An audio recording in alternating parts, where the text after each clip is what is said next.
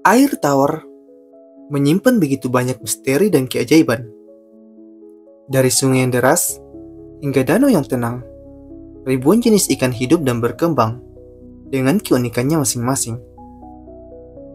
Ada ikan kecil yang lincah, ikan predator yang ganas, hingga spesies langka yang jarang terlihat. Setiap jenis memiliki peran penting dalam ekosistemnya, menciptakan keseimbangan yang menakjubkan di dunia bawah air.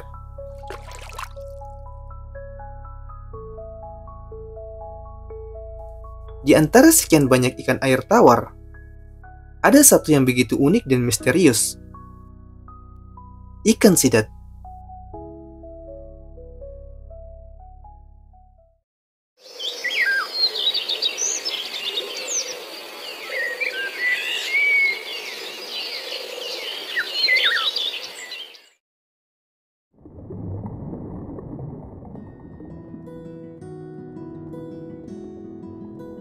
Ikan sidat adalah salah satu jenis ikan yang banyak dikonsumsi dan dibudidayakan oleh masyarakat. Ikan sidat termasuk dalam genus Anguilla yang terbagi dalam 19 spesies. Sidat memiliki tubuh yang memanjang seperti ular atau belut, dengan bentuk silindris di bagian depan dan sedikit pipih di bagian ekor. Ukurannya berbeda tergantung pada spesiesnya. Sidat betina biasanya tumbuh lebih besar dibandingkan dengan sidat jantan. Ikan sidat juga memiliki sisik kecil yang tertanam dalam kulit, meskipun sisik sidat ini tidak terlihat jelas. Tubuhnya juga dilapisi dengan lendir tebal, yang membuatnya licin dan lebih tahan terhadap lingkungan yang keras. Sirip punggung, sirip anal, dan sirip ekor pada sidat menyatu, membentuk garis panjang di sepanjang tubuhnya. Ini membedakannya dari ikan pada umumnya. Berbeda dengan kebanyakan ikan lain, sidat tidak memiliki sirip-sirip di bagian tubuh yang membuatnya mirip dengan belut. Selain itu, matanya relatif kecil, tetapi mulutnya cukup besar dengan gigi-gigi kecil yang tajam, menandakan bahwa ia adalah predator yang memangsa udang, serangga air, dan ikan-ikan kecil. Di Indonesia, ikan sidat memiliki sejumlah nama, seperti uling, masapi, denong, dan pelus. Sedangkan dalam bahasa Inggris, ikan ini memiliki nama eelfish. Ikan ini memiliki bentuk yang hampir serupa dengan eel atau belut. Meski bentuknya serupa, belut sawah termasuk dalam keluarga Simbransidae, bukan Anguillidae seperti sidat. Perbedaan utama terletak pada siklus hidup, di mana sidat lahir di laut, bermigrasi ke air tawar, lalu kembali ke laut untuk bertelur, atau yang biasa disebut dengan kata dromous. Sementara belut sawah menghabiskan seluruh hidupnya di air tawar.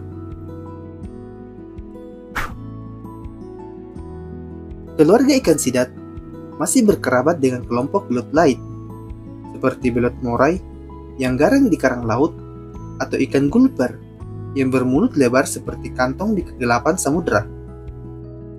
Meskipun berbeda keluarga, mereka sama-sama berevolusi dengan tubuh memanjang dan kemampuan beradaptasi di habitat ekstrim. Namun, sidat air tawar tetaplah sang pengelana sejati yang menjembatani dua dunia, laut dan darat. Namun, ada juga ikan mirip sidat yang justru berasal dari keluarga yang berbeda. Misalnya belut listrik dari Amerika Selatan. Meski bentuknya mirip, ia bukan sidat sejati dan justru lebih dekat dengan ikan lele.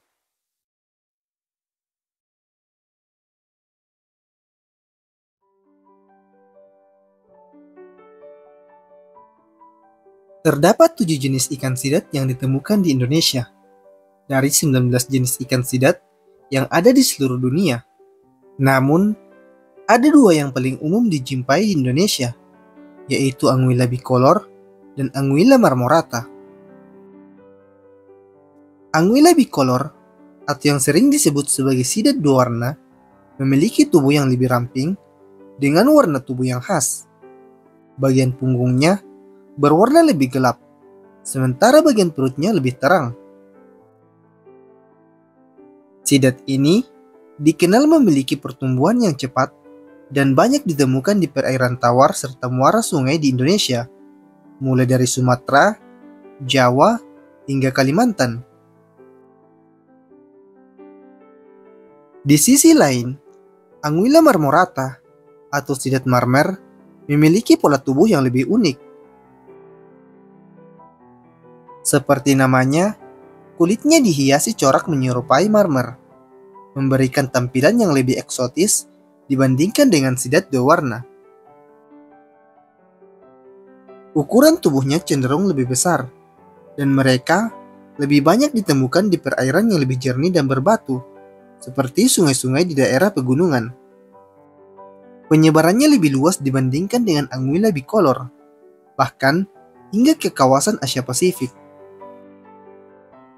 Ikan sidat memiliki siklus hidup yang sangat unik dan berbeda dari kebanyakan ikan lainnya. Mereka digolongkan sebagai ikan Catadromos, yaitu ikan yang hidup di perairan tawar tetapi berkembang biak di laut. Proses perkembangbiakan dimulai ketika sidat dewasa yang telah matang akan bermigrasi dari perairan tawar menuju laut dalam untuk memijah. Lokasi pemijahan sidat seringkali berada di perairan tropis yang jauh dari pantai, seperti Laut Sargasso untuk sidat Eropa dan Amerika, serta perairan Samudra Pasifik dekat Kepulauan Mariana untuk sidat yang hidup di Asia Tenggara, termasuk yang ada di Indonesia. Setelah telur menetas, larva sidat yang disebut dengan Leptocephalus muncul. Bentuknya pipih, transparan, dan menyerupai daun dengan tubuh yang sangat kecil. Larva ini hanyut mengikuti arus laut selama beberapa bulan hingga bertahun-tahun sebelum mencapai perairan pesisir. Ketika mendekati muara sungai, larva mengalami metamorfosis menjadi glass eel yang berbentuk seperti sidat kecil tetapi masih transparan. Pada tahap ini, sidat mulai mencari perairan tawar dan bermigrasi ke sungai atau danau untuk tumbuh. Setelah masuk ke perairan tawar, glass eel mulai berubah menjadi warna yang lebih gelap dan memasuki fase elver. Pada tahap ini, sidat mulai lebih aktif berburu makanan seperti ikan kecil, serangga air, dan udang. Sidat yang tumbuh semakin besar dikenal sebagai yellow eel karena tubuhnya yang mulai berwarna kuning kecoklatan. Pada tahap ini, sidat bisa menghabiskan 5-20 tahun hidup di perairan tawar sebelum akhirnya mengalami perubahan hormon yang memicunya untuk kembali ke laut. Ketika sidat mencapai kematangan seksual, tubuhnya akan berubah menjadi lebih perak dan disebut dengan silver eel. Perubahan ini menandakan bahwa mereka siap untuk bermigrasi kembali ke laut dalam dan memulai siklus perkembangbiakan dari awal. Setelah bertelur, sidat dewasa biasanya akan mati, sehingga siklus hidup mereka hanya berlangsung 1 kali dalam kehidupan mereka. Karena siklus hidupnya yang kompleks dan terjadi di perairan yang sulit dijangkau, sidat sangat sulit untuk dibudidayakan dari telur.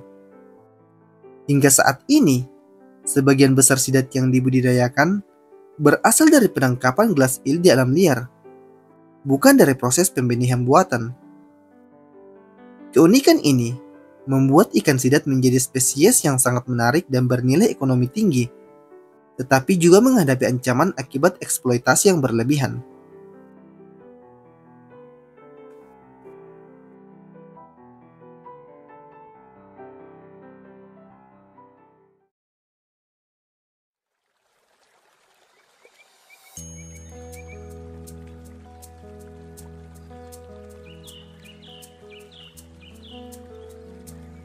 Di berbagai penjuru dunia, terutama di Asia, sidat menjadi komoditas yang sangat berharga.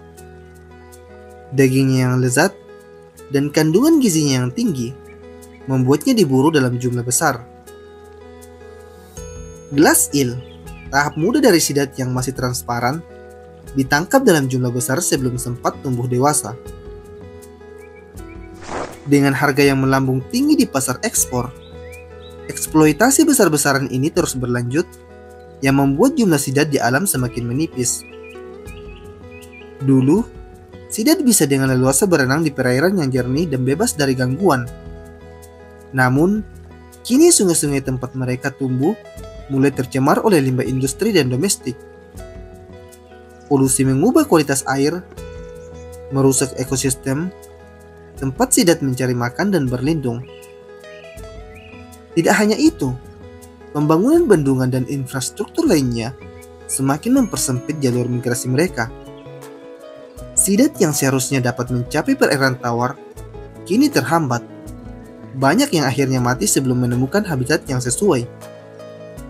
Jauh di tengah lautan, tempat sidat bertelur dan memulai hidupnya, arus laut mulai berubah.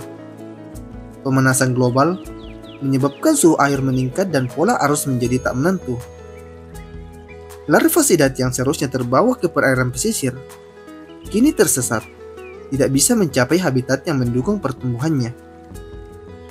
Akibatnya, semakin sedikit glass eel yang mampu bertahan dan melanjutkan siklus hidupnya. Di tengah ancaman ini, para peneliti dan pemerhati lingkungan berusaha mencari solusi. Budidaya sidat dari telur masih menjadi tantangan besar, tetapi jika teknologi berhasil dikembangkan, maka tekanan terhadap populasi sidat liar bisa berkurang. Beberapa negara juga mulai memperketat regulasi penangkapan sidat untuk menjaga keseimbangan populasi. Namun, waktu terus berjalan, dan jika eksploitasi terus berlanjut tanpa adanya tindakan nyata, maka kisah perjalanan sidat yang telah bertahan selama ribuan tahun bisa saja berakhir lebih cepat dari yang kita bayangkan.